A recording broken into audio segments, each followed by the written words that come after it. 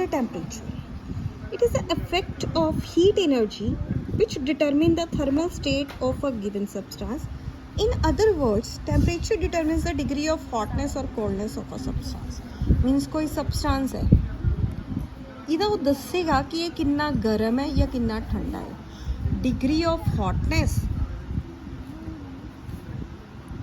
या फिर coldness ਇਹ ਦੱਸੇਗਾ ਸਿੰਪਲ।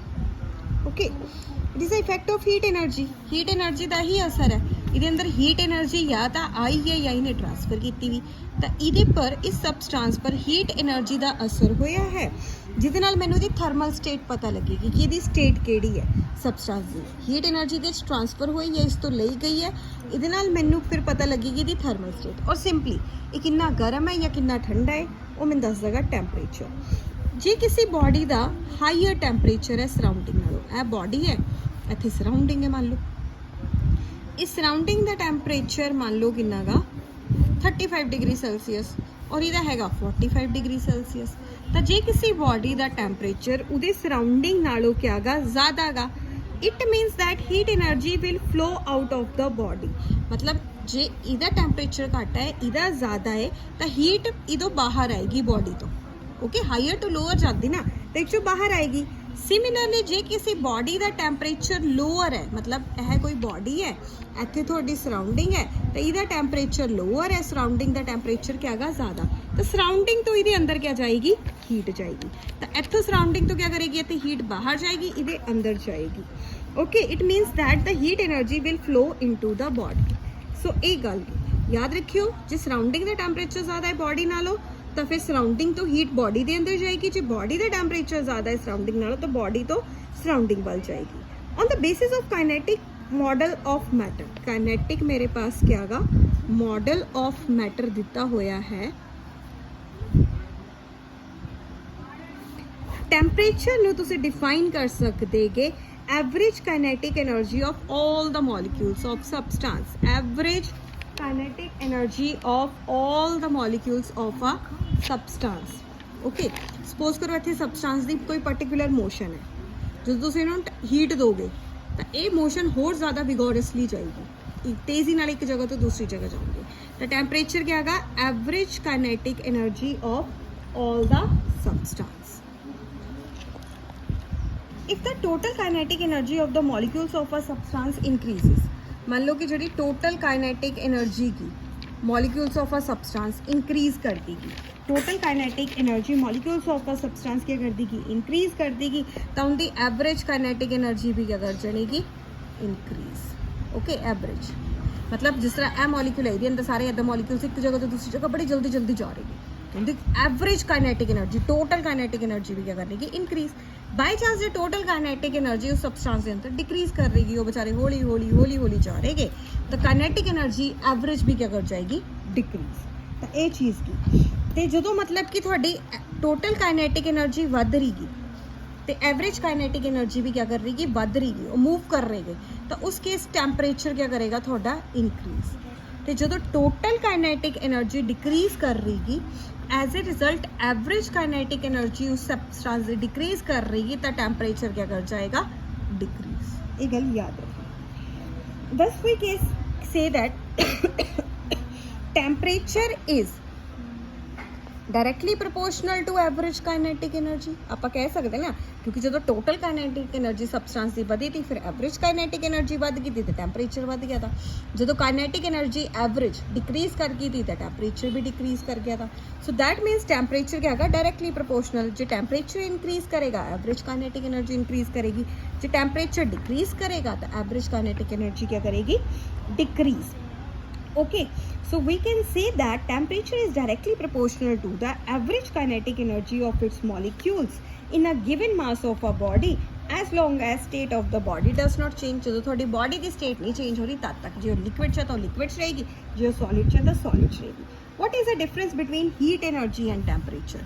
थोड़े पास एक क्या गई हीट एनर्जी, एक क्या गा टैंपरेचर, ये विचकार मैनू डिफरेंस दसो क्या क्या है। ओके, सो पहली गल क्या गई हीट एनर्जी क्या गई sum of total of potential energy plus of kinetic energy. Okay, of the all the molecules, whereas temperature क्या गा ਇਹ ਇੱਕ ਤਰ੍ਹਾਂ ਦੀ ਐਬਿਲਿਟੀ ਹੈ ਜਿਹੜੀ ਇੰਡੀਕੇਟ ਕਰਦੀ ਹੈਗੀ to give up heat to another body or absorb heat from the another body. ਮਤਲਬ ਇਹ ਤਾਂ ਸਮ ਅਪ ਹੈ ਸਿੰਪਲੀ। ਇਹ 'ਚ ਤਾਂ ਪਤਾ ਲੱਗੇਗਾ ਕਿ ਹੀਟ ਜਾ ਰਹੀ ਕਿ ਆ ਰਹੀ। ਜਦੋਂ ਆਪਾਂ ਨੇ ਕਿਹਾ ਤਾਂ ਕਿ ਜੇ ਬੋਡੀ ਦੀ ਹੀਟ ਜ਼ਿਆਦਾ ਹੈ ਐਜ਼ ਕੰਪੈਰੀਜ਼ਨ ਟੂ ਸਰਾਊਂਡਿੰਗ, ਤਾਂ ਬੋਡੀ ਤੋਂ ਹੀਟ ਸਰਾਊਂਡਿੰਗ 'ਚ ਚਲੇ ਜਾਏਗੀ। ਤਾਂ ਇਹ 'ਚ ਮਤਲਬ ਸਾਨੂੰ ਸਿਰਫ ਇਹ ਪਤਾ ਲੱਗੇਗਾ ਕਿ ਹੀਟ ਆ ਰਹੀ ਕਿ ਜਾ ਰਹੀ। Second point, total quantity of heat energy in two different bodies with two different masses may be equal, but they may have different temperature. Means मेरे पास है दो bodies है, दोनों different bodies है, ठीक है। ये और कोई body है, और कोई body है। इधर मास मान लो 16 है, इधर मास मान लो क्या आगा 27 है। तो इनकी heat equal हो सकती है दोनों दी। हाँ, heat can be equal। दो डिफरेंट बॉडीज है, दोनों का मास भी डिफरेंट है, बट इन दी हीट क्या हो सकती है एक दूसरे नाल इक्वल हो सकती है। टैंपरेचर भी डिफरेंट हो गए, बॉडीज डिफरेंट, मास भी डिफरेंट, टैंपरेचर भी different, but heat can be same to same. Whereas the total quantity की heat energy in two different bodies of two different masses may not be equal while the temperature may be same.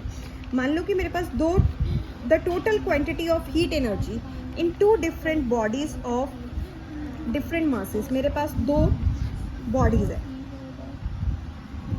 Okay दो different bodies है, इन्हां दा मास अलग अलग है। इनका 16 मान लो, इधर 17 मान लो, ठीक है। तो इन्हां दी जिहड़ी टोटल हीट जो तुसीं कड्डोगे सेम टैंपरेचर पर वो नहीं होगी।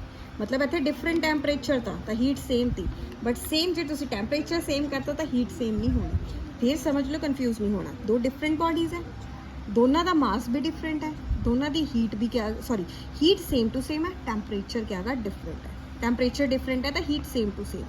बट इस केस च क्या है कि जी ए वाली बॉडी इन द मास तो डिफरेंट है, बॉडीज भी डिफरेंट है, बट टैंपरेचर क्या है सेम है। तो इस केस इन्हों की जी टोटल हीट एनर्जी है वो सेम टू सेम नहीं होगी, इस केस इच रहेगी, ठीक है। थर्ड क्या है, the flow of heat energy from a one body to another does not depend upon the amount of heat energy in but upon their temperature. देखो हुण हीट एनर्जी जानेगी, मतलब कि सपोज करो एक दा हायर टैंपरेचर है, एक दा क्या गा लोअर टैंपरेचर है, तो हायर टू लोअर जानी तो हीट पर नहीं डिपेंड करता कि क्या गा, ये हमेशा टैंपरेचर पर डिपेंड करता। जिदा टैंपरेचर क्या होना गा लोअर, जिदा टैंपरेचर क्या होना गा हायर, हायर टू क्या जाएगी lower. So the flow of heat energy from one body to another, flow of heat energy from one body to another does not depend upon the amount of heat energy, but it depends upon the temperature. ये नहीं depend करता कि इहदे कोल कितनी heat है, इहदे कोल कितनी heat है, ये डिपेंड करता है टैंपरेचर पर। जिहदा टैंपरेचर लोअर है उत्थों हीट नहीं जाएगी, हायर टू इधे आएगी। दो बॉडीज़ है, एक हायर पर है एक लोअर पर है, ये नहीं डिपेंड करता कि इहदे कोल कितनी हीट है, इहदे कोल कितनी हीट है। जिहड़ा मतलब कि ट्रांसफर होना ना हीट का वो टैंपरेचर पर डिपेंड करता था। जिहदा हायर टैंपरेचर एक होना लोअर, तो हायर तो किधर जाएगी lower. The temperature of the body will go on rising with the supply of heat energy as long as the state of the body remains unchanged। देखो थोड़े पास क्या गा एक बॉडी है, जो तुम इन्हें कॉन्टीन्यूसली हीट दे जाओगे इधर टैंपरेचर क्या करेगा इंक्रीज करी जाएगा प्रोवाइडेड दैट तुसी इहदी स्टेट नहीं चेंज करना। जो सॉलिड च सॉलिड्स रहेगा, जो लिक्विड च लिक्विड च। उस तो बाद the fall in the temperature of a hot body may not be equal to the rise in the temperature of the cold body, but the amount of heat energy received by the cold body will always be equal to the amount of heat energy given out by the hot body, provided no amount of heat energy flows into the atmosphere or surrounding medium in this process। मान लो ये isolated system है, a body की higher temperature पर है क्या कि lower temperature. देखो जिन्नी हीट इन्हें लॉस करनी उन्नी ही इन्हें गेन करनी, इक्वल होना। जे इन्हें 2 जॉल लूज की तो इन्हें 2 जॉल क्या करनी गेन, जिन्हें 3 जॉल लूज की तो इन्हें 3 जॉल गेन करनी। मतलब amount of heat loss by one substance is equal to the amount of